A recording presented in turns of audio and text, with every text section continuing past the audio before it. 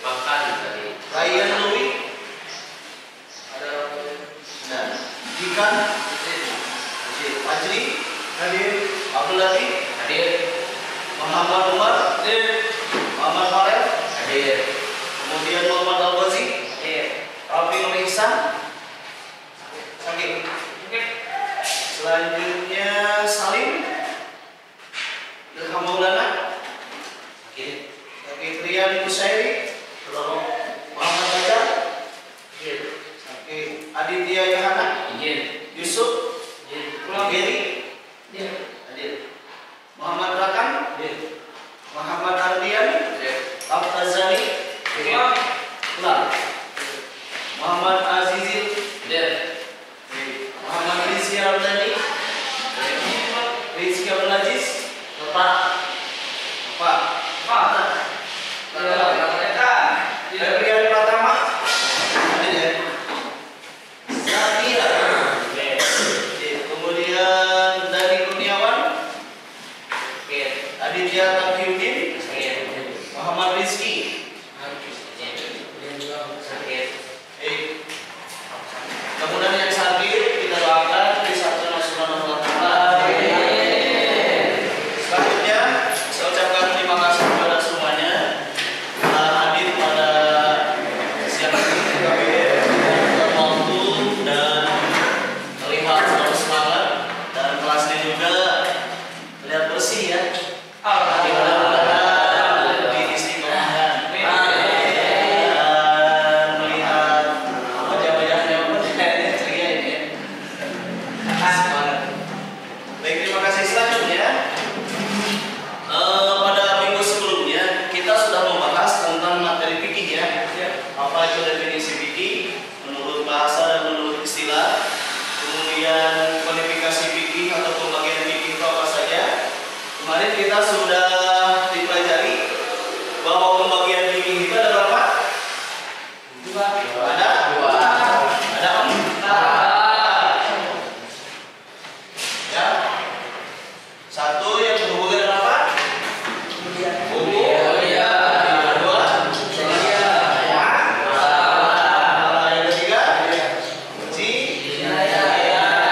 Oh, maaf. Yang ketiga bukunya ya. Munakahah.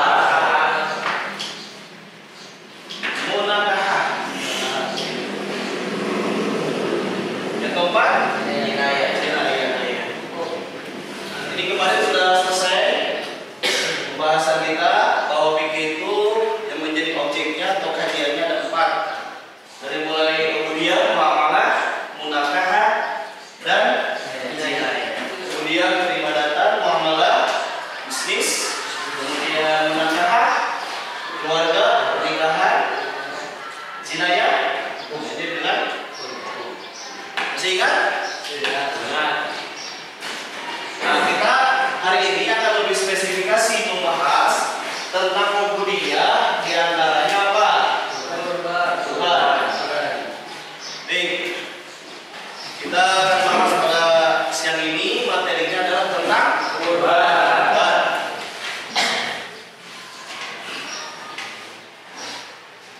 Silakan diamati dulu apa namanya? Slide-nya, Bapak sudah buatkan slide. Siang ini kita akan mengkaji materi tentang ibadah kurban. Yang akan kita pahami yang pertama adalah pengertiannya dulu. Kurban di dalam Islam. Silakan untuk di ayat ini dibaca dulu. Dan yang siap untuk menjelaskan acungkan tangan. Dan silakan ke depan.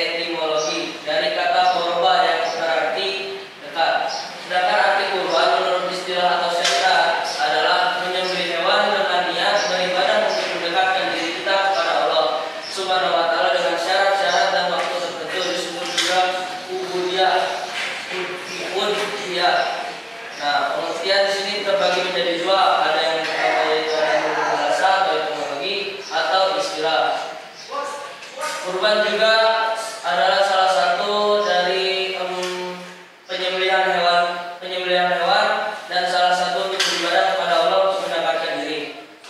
Yaitu pertama kali diadakannya kurban atau terjadinya kurban yaitu pada zaman Nabi Adam dan terjadi juga pada zaman Nabi Ibrahim. Nah, kalau di zaman Nabi Adam yaitu ada anaknya yaitu siapa namanya? Nabi Adam. Nah, sedangkan kalau Nabi itu Ibrahim yaitu Ismail. Mungkin cukup sekian pengertian kurban dalam Islam. Sekian dari saya. Assalamualaikum warahmatullahi wabarakatuh. Baik, terima kasih. Dari mana tadi? Andra dari dulu ya. Ini siswa baru juga belum begitu kenal. Andra ya. Baik, bagus sekali. Tadi sudah disampaikan, didefinisikan bahwa kurban memiliki dua arti. Pendekatan secara bahasa dan pendekatan menurut istilah. Menurut bahasa diambil dari kata koroba, artinya dekat. Apa yang dimaksud dengan kurban itu dekat? Karena kurban itu salah satu ibadah yang dicintai oleh Nabi, dicintai oleh Allah, sehingga sebelum hewan ketika dipotong sebelum darahnya jatuh ke bumi, Allah sudah menurunkan rahmat dan ampunannya. Begitu sangat dekat. Yang keduanya, ini menyembelih hewan yang sudah ditentukan oleh syarat pada waktu tertentu dan juga syarat-syarat tertentu. Pada waktu tertentu kurban hanya bisa dilaksanakan di bulan Zulhijjah. Waktu tertentu hanya bisa dilaksanakan di bulan Zulhijjah tanggal 10, 13 Zulhijjah sampai terbenamnya matahari. Yang selanjutnya waktu tertentu kurban hanya bisa dilaksanakan setelah melaksanakan sholat Idul Adha. Jadi kalau potong hewan sebelum sholat Idul Adha, maka kata Nabi diganti lagi dengan hewan yang baru, karena itu bukan termasuk kurban. Jadi yang pertama dari definisi bisa kita pahami, bisa dipahami dari sisi bahasa dan dari sisi istilah. Baik, siapa yang akan merangkum atau mengambil kesimpulan dari yang pertama ini? Dari sisi definisi tentang kurban. Silakan, satu orang saja. Dari bahasa dan istilah. Enggak. Yang siap? Kesimpulannya apa? Tidak ada? Ada. Baik, kita lanjut. Yang kedua ini lanjut materinya, contoh-contoh hewan yang bisa untuk berkurban. Jadi tidak semua hewan bisa dilaksanakan untuk berkurban. Ya, Anda punya kelinci, misalnya mau kurban pada kelinci bisa nggak? Ya, bisa. Karena ini harus hewan-hewan tertentu. Di sini ada sapi contohnya, ada kambing, ada unta, dan ada kerbau. Nah, ini hewan-hewan yang bisa dilaksanakan untuk kurban. Yang kedua, bagaimana hukum kurban? Hukum kurban yang pertama, ulama berpendapat bahwa hukum berkurban itu adalah wajib. Ini memiliki landasan ayat Al-Qur'annya. Itu diambil dalam surah Al-Kautsar ayat ke-2. Ya. Bismillahirrahmanirrahim. Inna a'tainakal kautsar. Shalli li rabbika wanhar. Inna sesungguhnya aku a'taina telah memberikan kami kepada Muhammad Al-Kautsar, nikmat yang banyak. Wasoli, maka sholat, dirikanlah sholat li rabbika kepada Tuhanmu, dan sembelihlah hewan kurban. Itu yang pertama. Yang kedua dalam surah Al-Hajj, surah Al-Hajj ayat 434. Bismillahirrahmanirrahim. Wa likulli ummatin ja'alna mansaka liyadhkuru ismallahi 'ala ma razaqahum min bahimatil an'am. Fa ilahukum ilahu wahid wa lahu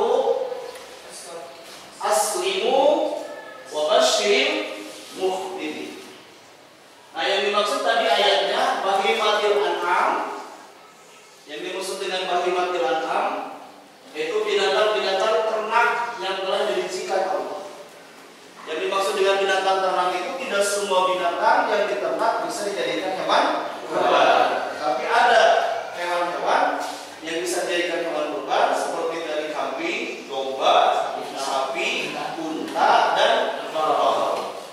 Nah, para ulama berdasarkan ayat ini, maka hukum kurban itu adalah wajib. Siapa yang pernah berkurban? Oleh orang tuanya atau diri sendiri? Pernah? Kurban apa? Kambing. Siapa lagi yang pernah? Kambing. Siapa lagi? Domba. Kambing.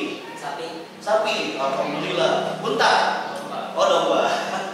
Siapa lagi yang pernah? Yang dulu mudah-mudahan bisa berkurban. Dengan unta lah, ya. Orang Indonesia kurbannya unta, boleh tidak? Boleh. Nah, berdasarkan dua ayat ini, surah Al-Kautsar dan surah Al-Hajj, para ulama mengambil hukum bahwa kurban itu hukumnya Wajib. selama ini yang kita dengar hukum kurban itu apa? Sunnah. Betul ya? Baik. Apakah ada hukum kurban sunnah itu? Kita lihat. Ini materi lanjutan tentang hukum kurban. Yang kedua, sedangkan menurut jumhur itu apa? Ada yang tahu? Apa arti jumhur? Sahabat. Ahli. Apa? Tabiin.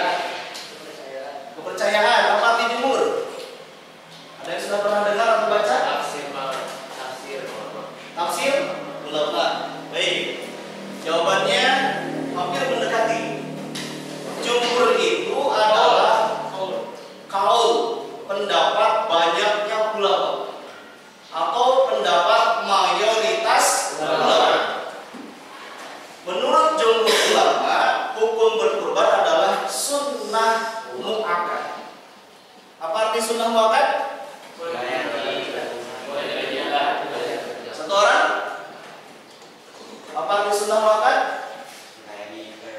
Sunnah yang diprioritaskan. Ada lagi? Sunnah yang diutamakan. Ada lagi? Sunnah yang wajibkan yang mampu. Ada lagi? Apa sunnah muakkad? Ada yang tahu? Sunnah muakkad itu sunnah yang prioritas, sunnah yang utama, sunnah yang sangat dianjurkan, atau sunnah hampir saja diwajibkan. Itu namanya muakkad. Ini sabda Nabi, umirtu bin nahar bahwa sunnatun lakum. Umirtu, aku diperintah bin nahar. Nabi diperintah oleh Allah bin nahar untuk menyembelih kurban. Bahwa sunnatun, adapun nahar itu sunnatun, sunnah lakum bagi kalian. Bagi siapa? Umat. Ini mayoritas ulama yang disebut jumhur para ulama berpendapat bahwa kurban itu hukumnya sunnah muakkad. Dari kedua pendapat ini, dua-duanya tentu benar. Ya, jadi kurban itu minimal 1 kali seumur hidup. Itu minimal. Kalau mau rutin setiap tahun, boleh. Bagus. Ya, sebab selain memiliki nilai etika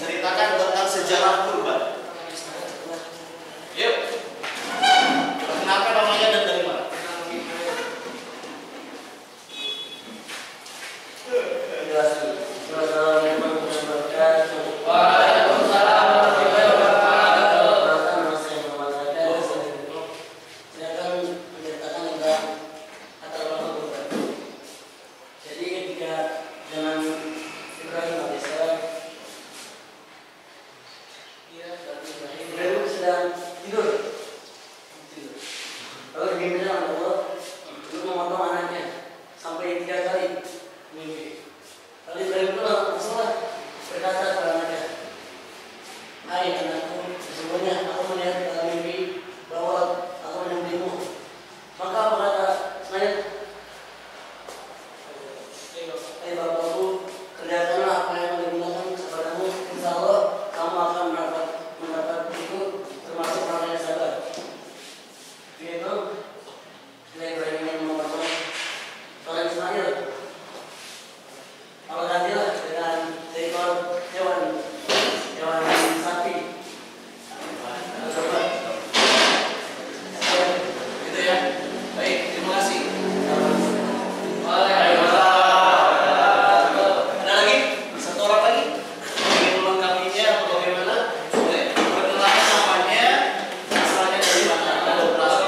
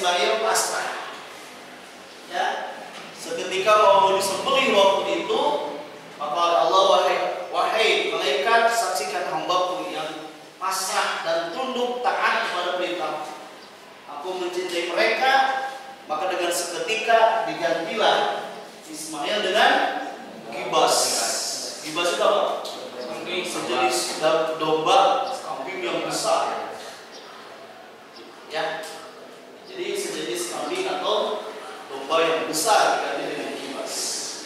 Jadi kalau melaksanakan perintah Allah itu dengan baik dan benar, pasti dibaliknya ada hikmah, ada pelajaran, sehingga sampai menjadi syariat sampai hari ini dan berbagi umat Nabi Muhammad SAW bahwa berkurban adalah hukumnya sunnah, bahkan ada yang mewajibkan. Itu yang menjadi latar belakang. Jadi dari latar belakang tersebut, ini apa namanya? Kalau kita melihat dimasukkan dalam ilmu tasawuf itu penting yang namanya apa? Taat atau tunggal. Yang keduanya bagaimana kebersihan hati. Kebersihan hati siapa? Nabi Ibrahim. Yang keduanya Ismail.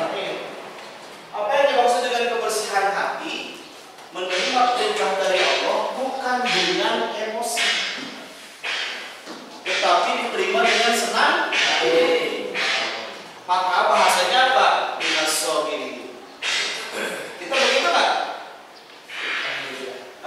Ketika datang perintah dari guru, dari orang tua, dengan senang hati, dengan berbalik hati, berakati, setengah ya.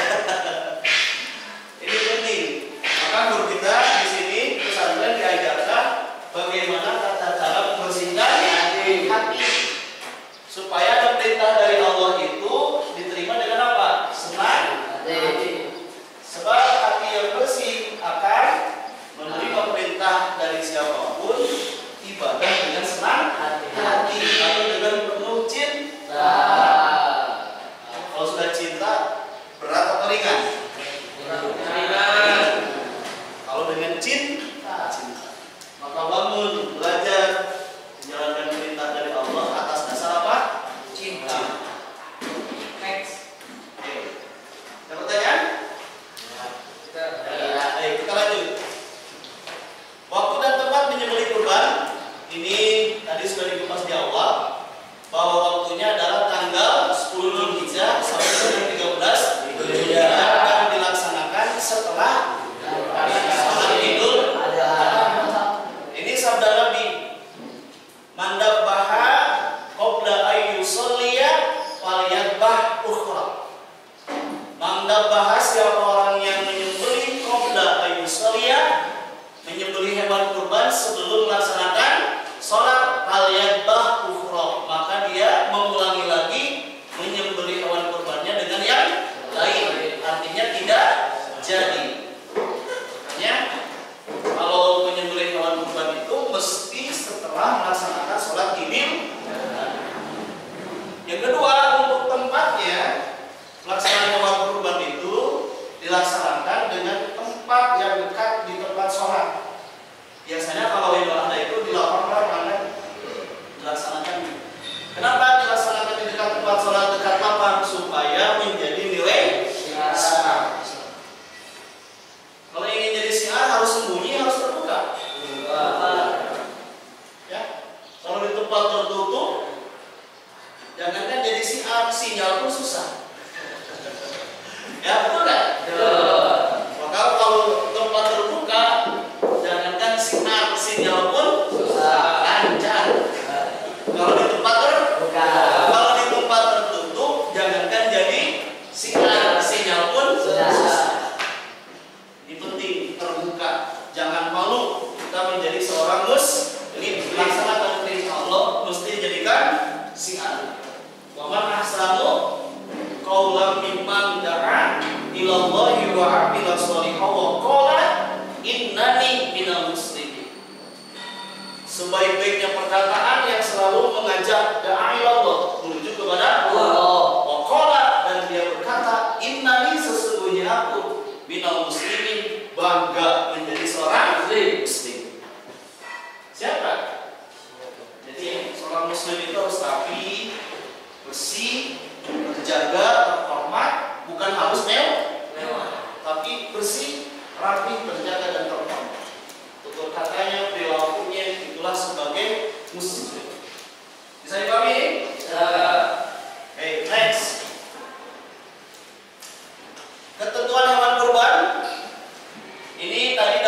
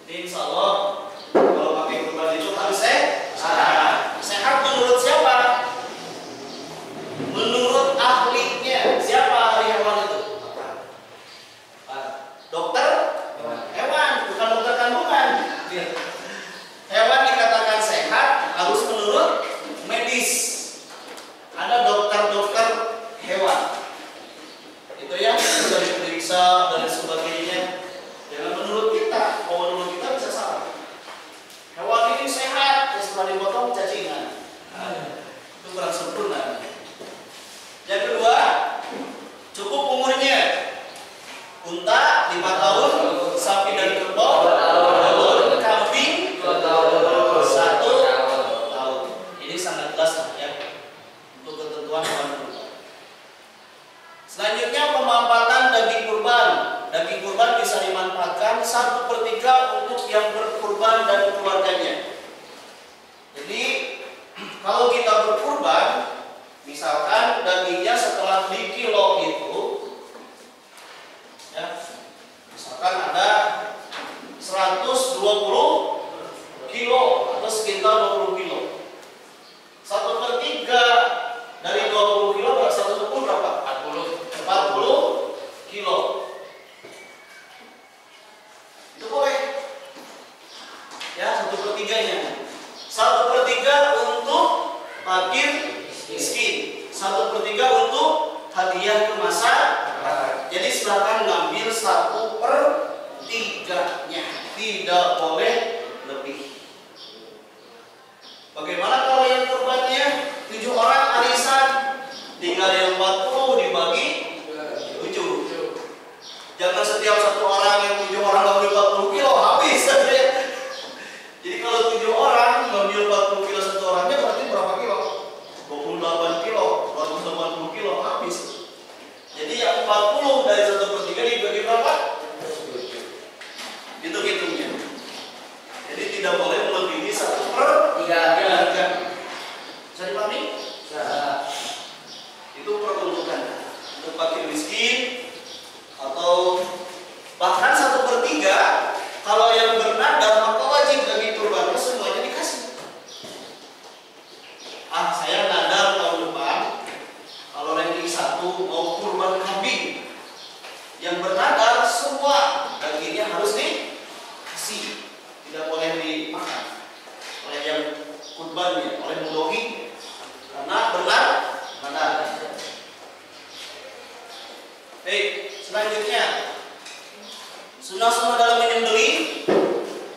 Yang pertama membaca basmalah. Yang kedua selawat. Yang ketiga menghadapkan kiblat, menggulingkan hewan ke arah musuh kirinya, memotong pada pangkal leher serta memotong urat kiri dan kanan leher hewan. Ini sudah mafhum dan sudah maklum, ya, sudah secara umum pada diketahui. Yang keduanya membaca takbir bersama-sama. Yang ketiga membaca doa. Allahumma taqabbal min Muhammad wa li Muhammad wa li Nabi Muhammad. Atau ada hal yang lainnya, Allahumma hadhihi minka wa ilaika wa taqabbal minni ya karim. Yang selanjutnya 4 orang yang berkurban menyembelih hewan sendiri kurbannya. Jadi kalau kita berkurban dipotong sendiri itu sunnah. Kalau mewakilkan yang kurbannya hadir. Kalau tidak hadir jadi kurbannya jadi. Karena ini sunnah untuk hadirnya, sunnah untuk memotong sendiri, menyaksikan. Kalau sekarang kan sudah canggih gitu ya. Kita menjadi pengusaha, misalkan ingin kurban 100 ekor unta, kita bagi-bagi tiap kecamatan dikasih. Nanti tinggal di streaming aja untuk melihat. Boleh? Boleh. Karena kita harus memanfaatkan teknologi. Ini sunnah-sunnah dalam menyembelih hewan. Yang selanjutnya hikmahnya. Yang pertama menambahkan kecintaan kepada Allah sebagai bukti cinta. Yang keduanya menambahkan ketakwaan, menunjukkan rasa syukur, mewujudkan tolong menolong, kasih mengasihi dan solidaritas. Bagi penerima daging kurban menambahkan keimanan dan ketakwaan. Jadi diharapkan dengan adanya daging yang dibagikan, orang-orang yang jarang makan daging, dengan adanya kurban ini, agama Islam itu ternyata luar biasa. Diharapkan bertambah ketakwaan. Nah, kadang-kadang kan suka ada misionaris ataupun menyebarkan agama, orang kalah keimanan dengan agama. Seperti ya nggak? Banyak ada beberapa yang pindah agama gara-gara apa? Seperti. Nah, ini dengan dikirimnya daging bertambah apa? Keimanannya, takwa kepada Allah, bertambah semangat dalam hidupnya. Ya, Anda jangan membayangkan diri Anda yang mampu, bayangkan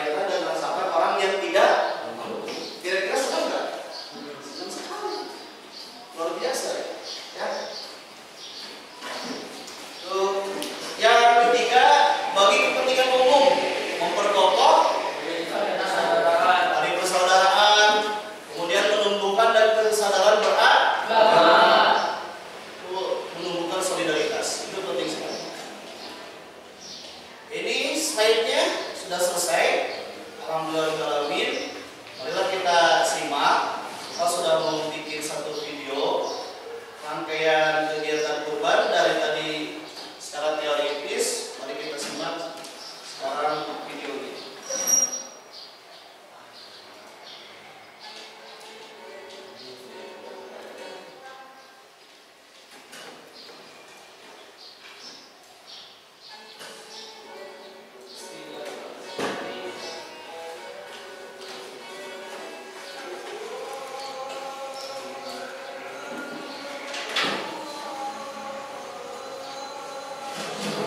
Suaranya kedengaran? Lumayan lah ya.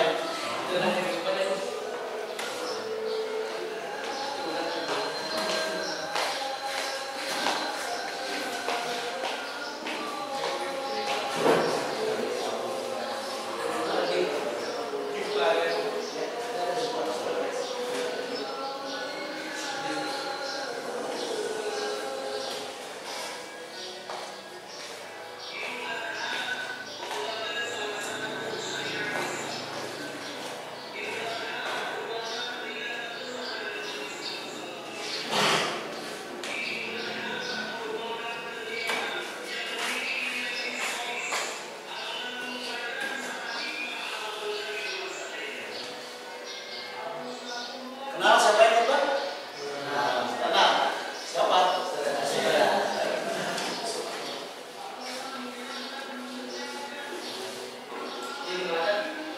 Ini di Kota Tasik. Nanti ada caption.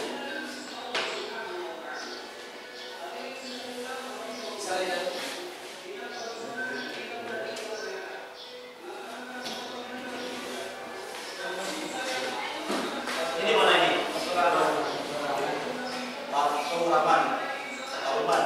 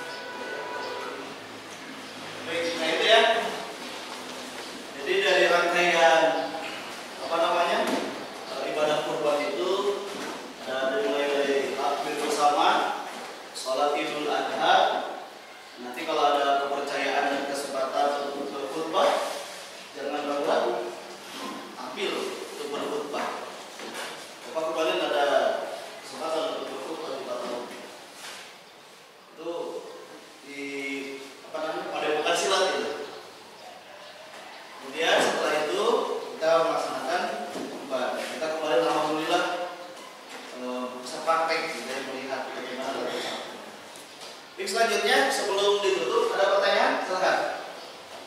Dibuka pertanyaan. Ya, perkenalkan namanya dari mana?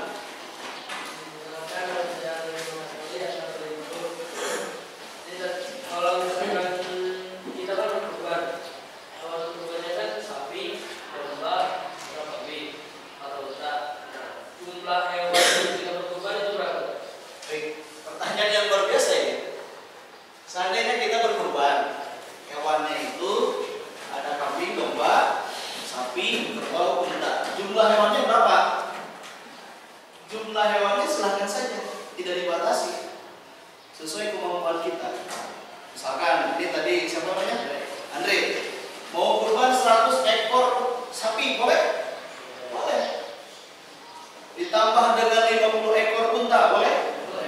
Ditambah dengan 50 ekor kambing, boleh? Mau ditambah lagi dengan 50 ekor kerbau, boleh? Boleh. Itu silahkan. Bahkan para nabi dulu, Nabi Ibrahim contoh ribuan kambing ini yang dikurbankan. Nah, yang terpenting dalam berkurban adalah niatnya yang harus dilurus, taqarrub, mendekatkan diri kepada Allah. Jadi itu silahkan sesuai dengan kemampuan. Jadi tidak dibatasi silahkan. Mau berapa puluh ekor, mau berapa ratus ekor, karena semakin banyak yang dikurbankan semakin baik. Coba kalau dalam satu RT ada 100 kakak, misalkan 100 kepala keluarga yang kurban 1 ekor kambing, kira-kira kebagiannya berapa? Satu keret daging gitu ya. Ya, ini kayaknya lebih mahal minyak gorengnya daripada dagingnya. Coba kalau banyak, satu keluarga itu dapat 1 kilo, baru berapa? Ini ya, pertanyaan yang bagus. Oke, ada lagi? Enggak. Kalau sapi kan juga banyak. Dia masuk diri udah ya? Kenapa? Masih diri namanya. Baik. Sapi itu diperuntukkan untuk 7 orang. Sapi, kerbau, unta, itu 7 orang. Kalau sapi untuk sendiri boleh? Tidak. Boleh tidak? Tidak. Boleh. Ya, saya ingin kurban sapi. Misalkan ingin kurban sapi, keluarga sudah tidak ada, saudara sudah tidak ada. Untuk sendiri ini boleh? Boleh. Apalagi kambing, memang untuk sendiri kambing. Jadi boleh untuk sendiri. Atau mau ngajak tetangga, yuk kita berkurban, saya punya sapi 1 untuk 7 orang, boleh? Boleh. 7 orang itu maksimal. Sendiri itu minimal. Kan tidak mungkin tidak ada rekor korban tapi ada sapi yang dikurbankan, itu nggak mungkin. Pasti ada mudhohi. Jadi untuk sapi, unta, kerbau minimal 1 orang, maksimal 7 orang. Jadi Pak Mir, kalau kambing untuk 1 orang. Oke, satu lagi pertanyaan. Silakan. Ada? Ya.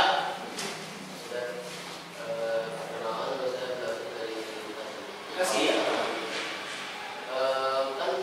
Hewan-hewan itu yang mau dikurban misalkan kambing itu tuh udah dibeli, terus selang beberapa hari atau 3 hari kemudian pas pengen dikurban sakit, terus gimana? Ya. Kalau kita mau berkurban, misalkan tanggal 8, 9 sudah beli kambing, Zulhijjah. Berarti tanggal 10-nya mau dikurban. Awalnya sehat itu. Setelah mau dikurbankan, sapinya sakit perut. Atau ada indikasi sapinya sakit, kata dokter itu. Nah, di situ ada beberapa pendapat para ulama. Selagi sakitnya tidak memberatkan hewan, kemudian tidak membahayakan untuk dikonsumsi, ya boleh. Tapi kalau sakitnya tiba-tiba dalam 1 hari itu si sapinya itu menjadi buduk, dilihatnya juga gila gitu. Bisa dibayangkan? Penyakitnya itu gila. Dipotongnya jadi kasihan. Maka itu lebih baik tidak dikurban, diganti dengan hewan yang lain. Tukar tambah sama bos sapinya. Jadi kalau hanya sakitnya misalkan sapi itu karena misalkan nyangkut pahanya ke bambu, geser gitu ya, berdarah, itu nggak apa-apa. Kalau sakit perut misalkan salah makanan, tapi dicek sama dokter ini tidak fatal gitu ya. Si sapinya nggak diem, ayo bunyi gitu ya. Setelah dicek sama dokter hewan, ini sakit perut. Ya, ada makanan yang apa namanya yang lewat gitu. Ya, tapi tidak akan bahaya, nggak masalah. Ya, selagi penyakitnya itu bisa terukur dan tidak. Baik. Yang terakhir, ada yang memberikan kesimpulan? Misalkan saya menyimpulkan 3 poin, 4 poin, silahkan, itu bagus. Sebelum nanti Bapak closing dengan satu kesimpulan. Atau ingin merefleksi, ingin menyampaikan bagaimana perasaan KBM hari ini dengan adanya kita dibantu PowerPoint, video, bahkan ada video praktek. Pandu, silakan untuk disampaikan satu orang saja. Merefleksi kegiatan hari ini. Maka silakan ke depan. Bebas, silakan. Menyampaikan kegiatan KBM pada saat ini, silakan. Ada? Ada. Silakan ada. Ayo. Semangat. Oh, boleh.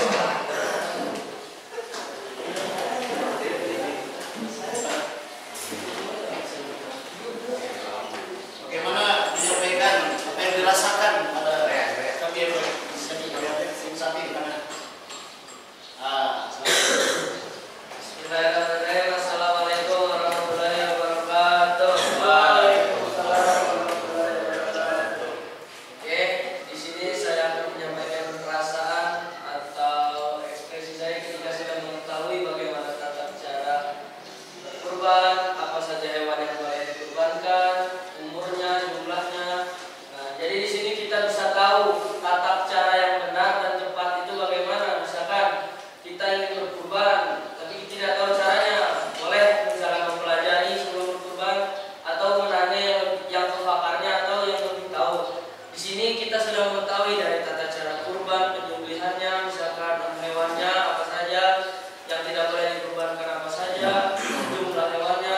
Nah, ketika kita sudah mengetahuinya, kita itu harus ketika kita sudah mengetahui ilmunya, kita itu wajib mengamalkan. Baik itu ketika kita nanti misalkan pulang ke rumah, misalkan ada yang tidak tahu tata cara kurban. Contohnya misalkan ada orang yang berkurban, nah, nanya tuh misalkan ke ustaz, oh kita tahu, saya tahu nih cara-caranya begini, contohnya begini, caranya begini. Jadi kita tuh mengamalkan ilmu yang sudah kita dapat. Nah, dari sini tadi kita bisa belajar bahwasanya berkurban itu dilaksanakan ketika setelah sholat Idul Adha. Nah, boleh setelah Idul Adha sehari, 2 hari, atau sebelum hari tasrik. Oke, sekian dari saya. Wassalamualaikum warahmatullahi wabarakatuh. Baik, terima kasih atas refleksi belajarnya.